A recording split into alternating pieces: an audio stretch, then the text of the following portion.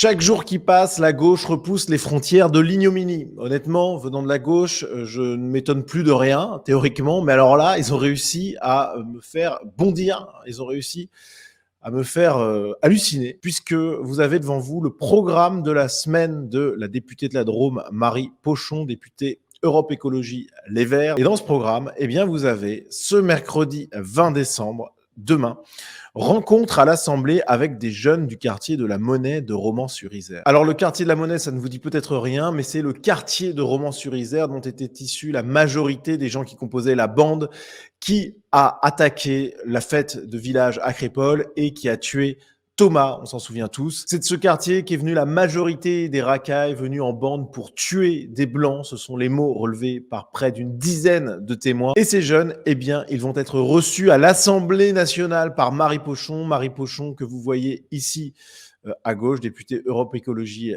Les Verts. Et là, je crois qu'on est vraiment dans le pire du gauchisme. Alors, on va voir un petit peu pourquoi il y a cette rencontre à l'Assemblée. Plusieurs jeunes du quartier de la Monnaie de Romans-sur-Isère, sous le feu des critiques depuis le drame de Crépol, auront la possibilité de s'exprimer mercredi 20 décembre dans un salon de l'Assemblée nationale. Une démarche de la députée écolo de la Drôme, Marie Pochon, qui, ce faisant, dépasse les frontières de sa 3e circonscription pour mener une action politique qui concerne le nord du département. Donc là, on est hors de sa circonscription, ou de sa zone d'action politique, on va dire, théoriquement, même si en principe, un député, c'est un élu de la nation tout entière. Enfin, vous voyez, il y a quand même des circonscriptions. Leur message est simple, indique son cabinet. Ils sont la France au même titre que tous leurs compatriotes. Ils aspirent au même rêve, à un avenir meilleur. Ils présenteront la lettre rédigée par des habitants d'hier et d'aujourd'hui du quartier de la Monnaie à la maire de la ville.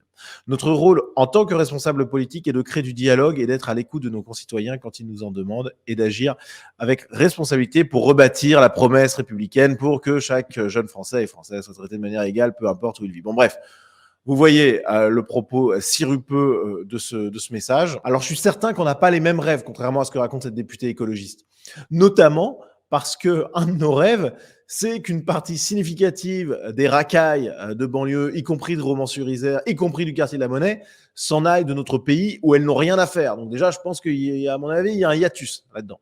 Et puis, je suis pas certain que les rêves de Thomas de Crépol, c'était les mêmes rêves que ceux de son assassin. Voilà. À un moment, faut pas déconner. Il y a en France des peuples qui ne se ressemblent pas, qui sont issus d'ères civilisationnelles différentes, qui sont ethno-culturellement différentes, et c'est complètement dingue de dire que nous sommes exactement les mêmes, etc. Ça, c'est le fantasme gauchiste. C'est un mythe total, celui du vivre ensemble, de l'égalitarisme, qui nie les différences biologiques entre les populations. Bref, à un moment, il faut que ce discours apparaisse tel qu'il est, c'est-à-dire un délire gauchiste. Et là où c'est particulièrement ignoble de la part de cette députée de gauche, c'est que symboliquement, et peut-être même littéralement d'ailleurs, elle reçoit la bande qui a tué Thomas à Crépol. En tout cas, je suis sûr et certain qu'elle reçoit des gens qui connaissent le meurtrier, qui connaissent les gens qui sont venus avec des couteaux pour tuer des blancs. Ce sont peut-être des amis, des connaissances de loin, je ne sais pas quel est le degré exact. Mais enfin, c'est abominable. Il faut vraiment être un ignoble gauchiste pour ne pas se rendre compte de la folie totale de recevoir des gens comme ça. Les jeunes de Crépol, eux, ils ne sont pas invités. Ils n'existent pas. Franchement, c'est un crachat à la mémoire de Thomas, c'est un crachat à la figure de tous ses amis qui ont été blessés, parfois très grièvement, et qui ont vécu une scène d'enfer, une scène terroriste. Mais comment c'est possible de faire ça, franchement ? Je vous dis, j'ai beau quand même régulièrement traiter de la folie gauchiste, là, pour moi, il y a quelque chose. Alors, c'est pas énorme comme actualité, mais moi, je pense qu'il faut en parler le plus possible, parce que c'est complètement fou. Donc, c'est pas énorme, c'est pas une déclaration fracassante, genre légitimer le Hamas et compagnie. Mais malgré tout, je pense que c'est l'une des choses les plus dégueulasses que j'ai vues depuis très longtemps de la part des gauchistes. Alors, il faut savoir que cette députée, elle en est pas à son coup d'essai sur ce drame, puisque c'est elle qui avait menti en inventant des consignes données prétendument par la famille de Thomas pour éviter de politiser le drame, etc. C'est ce qu'elle avait affirmé en direct au micro de BFM. Et d'ailleurs, le présentateur lui a dit « Mais d'où vous tenez ces informations ?» Il l'avait relancé à plusieurs reprises. Elle n'avait jamais répondu, évidemment très gênée, puisque les parents et la famille de Thomas, et même ses amis de manière générale, n'étaient pas du tout contre une récupération politique. Au contraire, ils auraient bien voulu que les politiques agissent avant le drame, d'ailleurs, et après qu'ils agissent aussi pour en éviter d'autres. Donc voilà, mais c'est complètement dingue. Elle avait menti effrontément face caméra, sans problème. Vous voyez le niveau de saloperie de ces gens quand même. Enfin, c'est incroyable. Et malgré tout ça, eh bien, elle continue. Elle invite à l'Assemblée nationale des jeunes du quartier de la Monnaie. Je le répète, parmi ces jeunes qui seront à l'Assemblée nationale, il y en a sans doute un grand nombre qui connaissent l'assassin de Thomas, qui connaissent des gens qui étaient sur place à Crépol avec des couteaux pour tuer des Blancs. Et il y aura peut-être même parmi ces jeunes-là des gens qui étaient sur place. J'en sais rien, c'est complètement dingue. Tout est possible avec les gauchistes. Et tout ça est d'autant plus incroyable que j'ai récupéré cette citation de Marie Pochon en juin dernier. Nous sommes les meilleurs alliés des territoires ruraux. La réalité, c'est qu'elle reçoit à l'Assemblée nationale des jeunes de quartier et pas les amis de Thomas. C'est qu'elle défend les jeunes racailles plutôt que les jeunes ruraux. Tout ce que disent les gauchistes est faux. Et on en a un exemple évident ici. Ce ne sont pas les meilleurs alliés des territoires ruraux, ce sont les meilleurs alliés des racailles. Alors en plus, les jeunes du quartier de la Monnaie, alors on en fait tout un foin sur ces jeunes défavorisés, nanana. Bon, c'est complètement faux. Les vrais Français défavorisés, ils sont dans la France périphérique. Hein. Ils sont certainement pas au quartier de la Monnaie. Quartier de la Monnaie où en 2020, 4,5 millions d'euros ont été investis, gigantesque. Et entre 2008 et 2014, la ville de Romans avait déjà touché 4 millions pour les 2 quartiers prioritaires, dont le quartier de la Monnaie. Ils ont un déluge de subventions publiques qui s'abat sur eux. A contrario, je pense qu'à Crépol, il n'y a pas autant de subventions de l'État. Par ailleurs, le fait qu'ils reçoivent des millions d'euros chaque année, ça n'empêche pas les jeunes d'aujourd'hui d'être des racailles. On l'a vu avec le drame de Crépol, bien sûr, avec les journalistes de Livre Noir qui sont ensuite allés à la Cité de la Monnaie et qui se sont retrouvés face à des jeunes qui leur ont dit « ça va partir en guerre, faudra pas vous cacher, bande de fils de pute ». Donc vous voyez un peu l'esprit général. Mais c'est pas tout, parce que ces jeunes du quartier de la Monnaie, après le drame qui a coûté la vie à Thomas, ils auraient pu se taire. Ils auraient pu au moins stratégiquement faire semblant de pleurer Thomas, etc. et puis d'en vouloir aux jeunes de leur quartier. Mais non, pas du tout. Ce qui se passe, c'est que les habitants du quartier de la Monnaie ont manifesté après les propos de la maire de Romans qui montraient qu'effectivement, il y avait bien un problème de sécurité dans ce quartier. Et donc, ils ont manifesté. Alors, incroyable.